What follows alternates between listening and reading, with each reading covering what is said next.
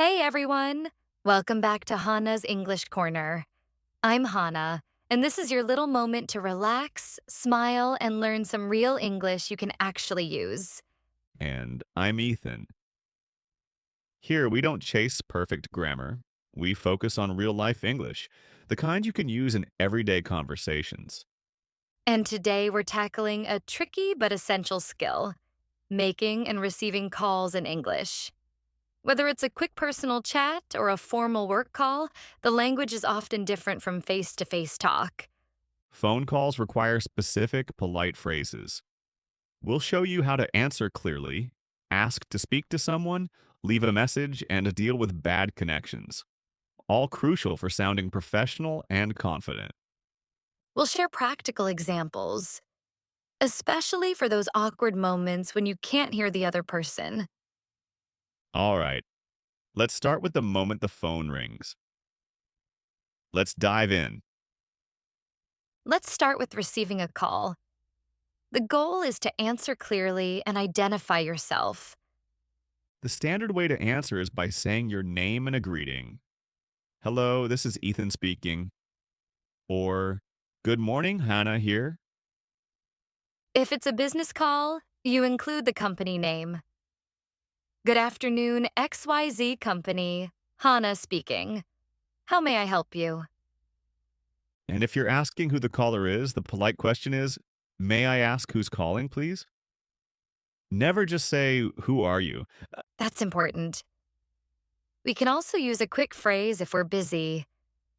One moment, please, or I'm just getting my pen. Let's practice.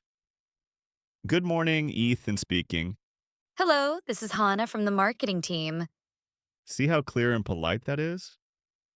Now, let's imagine you are making the call. You need to ask to speak to the right person politely. Start by saying who you are. Hello, this is Hannah calling from Global Tech. Then ask for the person. Could I speak to Mr. Johnson, please? Using could I speak to is essential for politeness. Avoid I want to talk to. If the person you want isn't there, you might hear, I'm afraid he's not available right now. Or, he's on another line. On another line means he's busy with another call. You can then ask, do you know when he'll be back? Or could I call back later?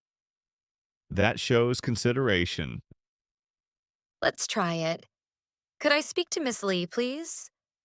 I'm afraid she's in a meeting. Can I take a message? That's the perfect transition. If the person is unavailable, the operator will usually offer to take a message. This is an important skill. To leave a message, you say, yes, could you please tell him that? Or please let him know that I called. Be clear about the required action. For example, could you tell him I called about the contract and ask him to call me back? If you are the one taking the message, you need to confirm details. Could you spell that for me? Or could you confirm your number? And always repeat the key information. So let me check. You're calling about the contract and you want him to call you back. This ensures you're on the same page. This practice scenario makes a huge difference. Could you tell her I'll be late for the meeting? You'll be late for the meeting. Got it. I'll make sure she gets the message. Sometimes you don't talk to a person. You reach voicemail. This needs different language. When you hear the tone, identify yourself first. Hello, Mr. Smith. This is Hannah calling from Global Tech. State your reason clearly and briefly. I'm calling in reference to the project proposal we discussed yesterday. In reference to is very professional.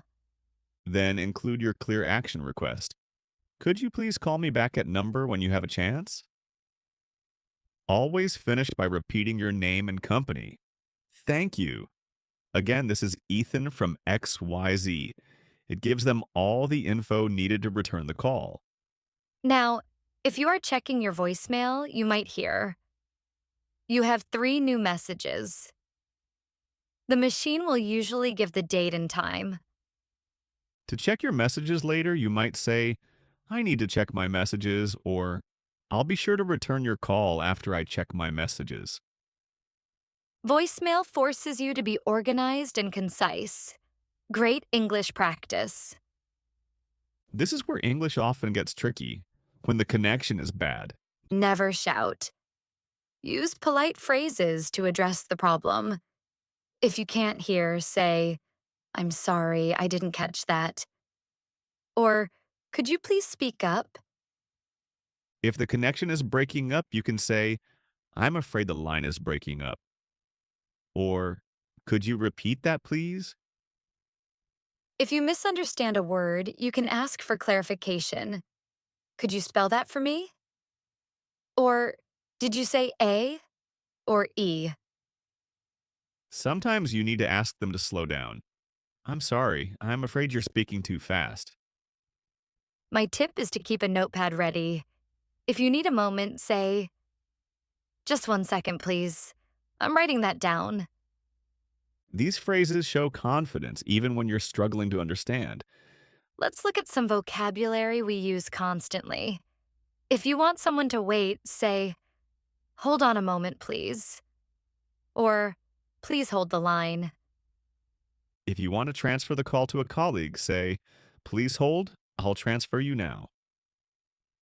And if you want to call someone back later, use, I'll call you back as soon as possible. A common mistake is asking, who is it? The polite phrase when you pick up an unknown number is hello or yes.